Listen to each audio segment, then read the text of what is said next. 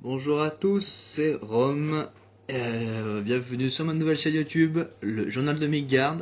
Alors voilà, très rapidement, c'est une nouvelle chaîne où je veux réaliser des enquêtes paranormales, mais où aussi je vais faire de l'urbex. Voilà, donc tout d'abord, à préciser que comme c'est une vidéo test et une vidéo où j'ai testé un peu mon matériel, mon nouveau matériel, malheureusement j'ai eu un bug de micro pour commencer, voilà, comme ça c'est fait. Donc du coup je vais devoir commenter la vidéo comme ça, voilà, donc je vais essayer de pas trop vous saouler ou quoi que ce soit, je vais essayer de commenter le mieux que je peux. Euh, voilà, mais ça va pas durer hein, sur les prochaines vidéos, les prochains montages. La qualité sera meilleure et ensuite il y aura puisque je change de matériel, voilà, tout simplement ça sera je pense au top et même mieux pour pouvoir réaliser des enquêtes, voilà, ou faire de l'urbex tout simplement. Donc là je suis accompagné de Duke, Léa et donc moi-même, RGM, Rome, tous mes surnoms, donc je m'appelle Romain. Donc c'est une maison, je l'ai appelée la maison du chasseur tout simplement parce que nous sommes dans la campagne. C'est comme un corps de ferme, moi j'appelle ça comme ça, appelez ça comme vous voulez. Donc on rentre dans la maison d'une personne qui a été, on suppose, chasseur. Euh, voilà, c'est encore une fois, c'est difficile de définir à qui appartenait la maison, ce qu'il a fait avant, mais pourquoi, comment, où, j'en sais rien, on verra. Voilà, c'est une maison que Duke a découvert par hasard. Il a voulu m'emmener. Voilà, c'est vraiment un urbex pardon à la Panvis. Et voilà, donc comme on peut voir dans la maison, déjà c'est assez glauque. Euh, donc ancien meuble, voilà. C'est vrai que quand on rentre pour la première fois, on se sent pas à l'aise comme dans la plupart des urbex, je pense. Mais là, cette maison avait quelque chose de particulier encore en plus. C'est-à-dire qu'on voit des meubles, on voit des objets comme si la personne qui habitait dans ce bâtiment est partie subitement, voilà, avec inquiétude. Voilà, donc là on peut voir un lit poussé sur le côté. C'est vrai qu'on voit, on a regardé un peu ce plancher, on a reparlé longuement du plancher. J'y reviendrai tout à l'heure, sur le plancher. Pourquoi on est resté un peu là-dessus et ce qui nous a fait un peu psychoter entre guillemets et inventer des scénarios imaginables. La maison a été construite en 3 ou 4 pièces maximum. Pardon. J'ai bugué. Là c'est la pièce principale, donc je peux pas vous dire si c'était une chambre ou voilà, c'est assez bizarrement foutu. La pièce là où on s'apprête à aller, c'est, je dirais, la cuisine, forcément, avec quelque chose qui va vous paraître un peu étrange, c'est-à-dire le réveil, le maxi réveil, voilà, ce putain de réveil d'où on entendait le tic-tac, tic-tac, tic-tac de l'aiguille tout le temps, et assez de loin même, on se demandait, putain, mais c'était quoi ce bruit? Donc là j'avais un K2, donc j'y reviendrai après.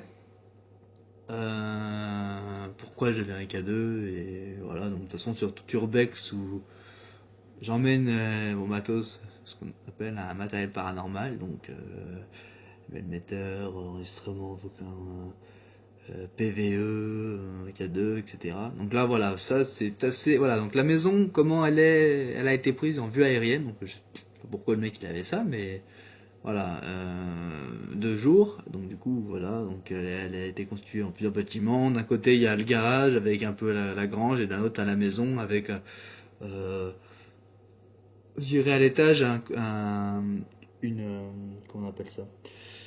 Comme une espèce de cave, hein, je dirais une pièce pour stocker le foin. Donc voilà, je dirais que la personne qui habitait là aussi a fait l'armée. Donc là, voilà, c'est une tête de sanglier très sympathique. Il avait ses échelons de l'armée qui étaient suspendus, donc bon, on voulait savoir, il voulait nous faire savoir qu'il était dans l'armée ou qu'il a fait son service militaire, peu importe. Bon, voilà. Je dirais qu'il était chasseur aussi, forcément, avec la tête de sanglier. Puis il y avait une tête de chameau aussi. Je sais pas si vous avez capté au fond de la pièce à gauche ou à droite, pardon. Puis on va revenir sur les photos ou sur les. Ouais, c'était assez glauque quand même. Et là, on s'apprête à monter à l'étage et je vais vous laisser découvrir ce qu'il y a dans une pièce. Enfin, vous pourrez peut-être me dire dans les commentaires ce que vous en pensez, mais moi j'ai trouvé que là, dans la pièce de gauche que vous allez voir prochainement est assez, comment dire, perturbant. Ouais, je dirais perturbant parce que bah, c'est assez glauque mais voilà, je vais laisser en juger par vous-même. Voilà. Donc arrivé en haut, donc la première pièce qu'on a pu voir, donc celle-ci à droite là, c'est un stock où la personne stockait son foin. Voilà. Et bah bon bah rien à dire là-dessus, hein. Voilà, une pièce banale, bon. En même temps c'est une ancienne ferme, donc bon bah rien de surprenant jusqu'ici. Et voilà, c'est la pièce, c'est celle-ci, de toute façon, c'est avec celle-ci après à l'étage, qui était, ça faisait assez, pas flipper, mais c'était assez impressionnant parce que bah je trouve ça assez glauque quoi. Bah, maintenant que je vais le dire un peu, on a trouvé des cartouches de fusil par terre, de la moisissure, enfin voilà, tout ce qu'il faut pour être pour être bien tranquillement comme il faut quoi. Moi je dirais c'est le top du top. Voilà, franchement j'ai trouvé cette pièce assez glauque. Rien de particulier hein, pourtant hein, mais voilà, elle a été voilà, voilà, là, donc là il y aurait deux, trois petites affaires par-ci. On voit, je sais pas si vous voyez les cartouches de fusil qui se traînent par terre et voilà une lampe. Voilà.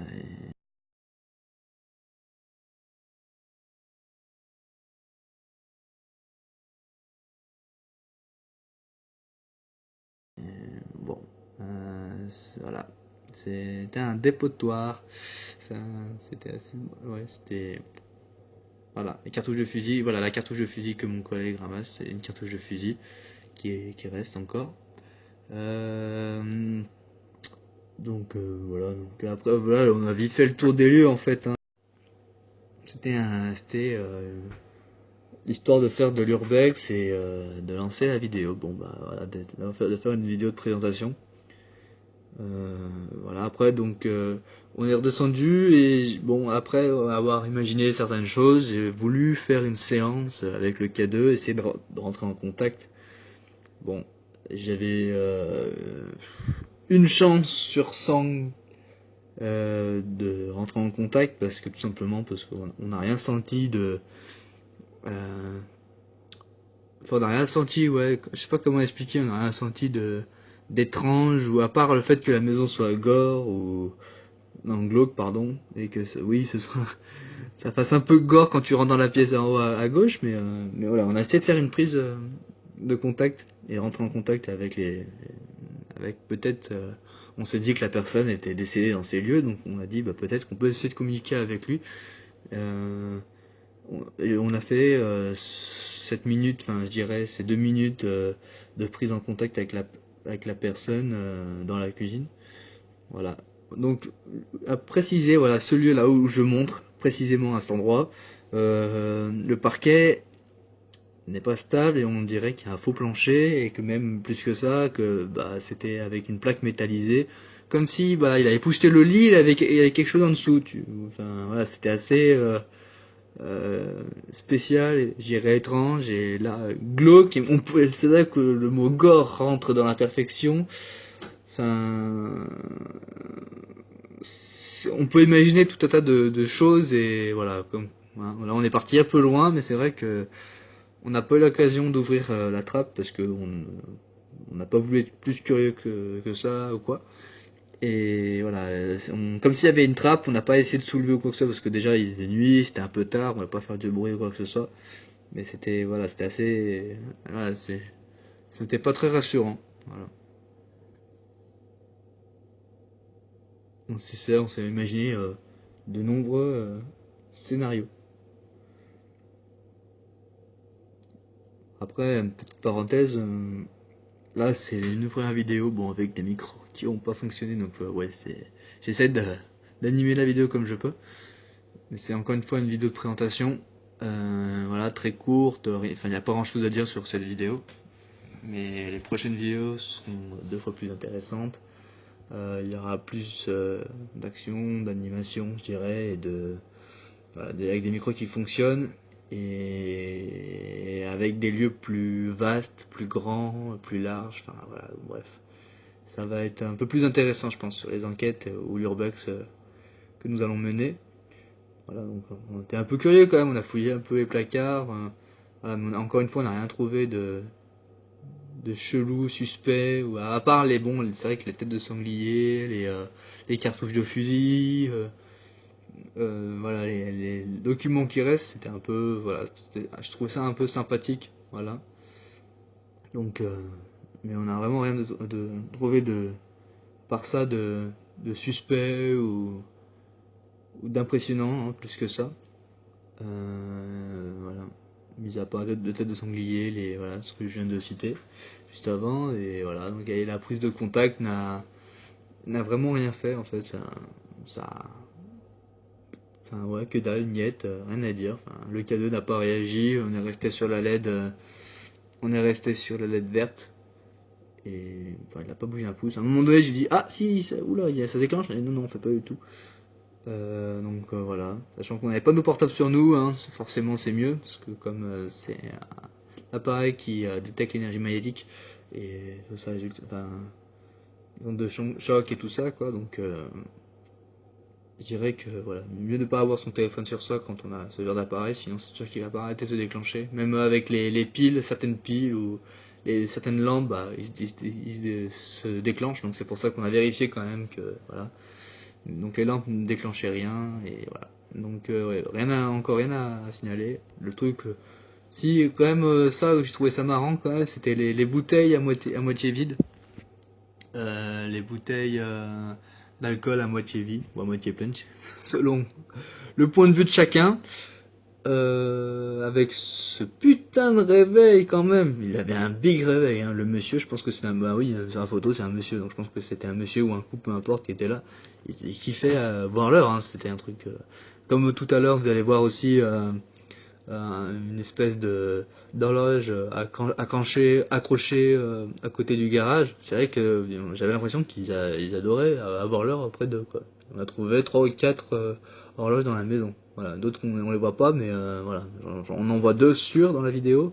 Ça c'est certain, mais voilà, c'était voilà. Donc après, on prend encore une fois, on peut se faire des scénarios, mais laisse tomber, quoi. On peut s'imaginer plein de choses. Mais c'était vraiment, enfin, je trouvais très intéressant. Voilà, donc, ça s'est fait en 30 minutes, donc pratiquement le temps de la vidéo. Voilà, il n'y a pas grand chose de coupé, donc, parce que voilà. Mais c'est pour pas que ça fasse trop long non plus, hein, parce que voilà, il y a vraiment pratiquement rien de, de grandiose à montrer. Après, désolé encore pour le son, c'est un peu casse-couille, hein, mais bon, c'est comme ça.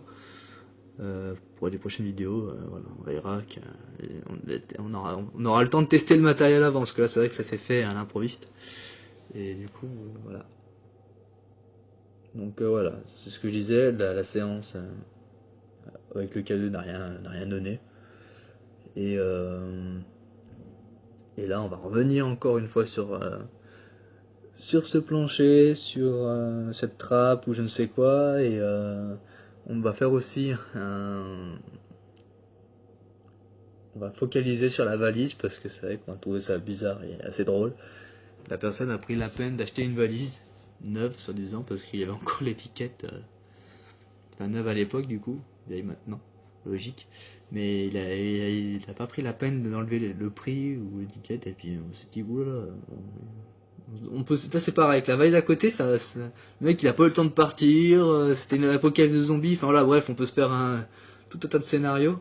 Mais c'est vrai que, ou alors, enfin voilà, avec les tirs à moitié ouverts, je trouvais ça un peu, voilà, on peut s'imaginer plein de choses. Voilà, après c'est pas non plus un des lieux On fait avec ce qu'on a et ce qu'on peut, on fait avec ce qu'on peut aussi, hein, mais c'était pas un lieu non plus extraordinaire. Après, on s'est fait nos propres opinions sur le sujet et sur le lieu. Donc oui, je vais me répéter, mais c'était encore un lieu pour, euh, pour présenter la vidéo. Je vais y arriver ce soir. C'était pour présenter la vidéo du mieux que je pouvais en la commentant, mais surtout pour présenter du coup, la présenter comme on n'avait pas de son quoi. Donc du coup voilà. Et là, si je me souviens bien, on avait trouvé une autre sorte de pièce à l'extérieur qui était son garde-manger, buanderie à l'époque. Enfin bref, hein, la buanderie de la ferme, entre guillemets, est-ce qu'on peut appeler ça comme ça. Stocker ses aliments et du coup voilà, on va arriver dans un garage. Donc le garage d'extérieur, il y avait pas mal de choses. Il y avait un putain de tracteur, il y avait une BMW, il y avait pas mal de choses. Euh, voilà. Et là, si j'ai pas de bêtises, il y avait aussi l'horloge était à droite. Enfin bref. Et ouais, donc là, on faisait toujours attention parce qu'on savait pas sur quoi tomber. On n'a pas tout exploré. En fait, j'ai filmé, et on a découvert, commenté en même temps quoi. Donc, du coup, non, on a de la chance mais bon, ça aurait pu tomber qu'on tombe sur des squatters ou quoi. Et ouais, dans le garage, c'était bien fourni aussi. Il y avait pas mal d'objets. Voilà, mais voilà, et on avait aussi des calendriers. Pour revenir dans la maison aussi, on a vu un calendrier qui date jusqu'à l'année 2014, je crois, si je dis pas 2013-2014. Donc on suppose que c'est cette année-là que c'est pas trop vieux, mais c'est pas trop récent non plus, mais on suppose que la maison a été abandonnée vers cette période-là. Après, je pourrais pas définir quand exactement. Donc voilà, la BMW sur la droite là, avec un tas de merdier et de bordel qu'il y avait dans son garage. Non, vraiment, on se demande, ils sont partis comme des voleurs. Enfin, je sais pas ce qui s'est passé, mais voilà, c'est. Sans parler du tracteur qui est au fond, il aurait pu, je sais pas, me les revendre ou quoi. Mais bon, voilà, c'était assez bizarre. Et voilà, encore une fois, on peut s'imaginer pas mal de choses, ou alors un truc tout con. Du genre, il est décédé et les personnes de sa famille n'a pas eu le temps de s'en occuper. Voilà, c'est tout bête. Voilà. De toute façon, on va arriver à la fin de la vidéo. N'hésitez pas à vous abonner, à lâcher un petit like, ça fait toujours plaisir. Dites-moi en commentaire ce que vous en pensez, même si c'est pas de la top qualité. Et puis je vous dis à bientôt pour de prochaines vidéos, beaucoup plus intéressantes et beaucoup plus enrichissantes. Voilà.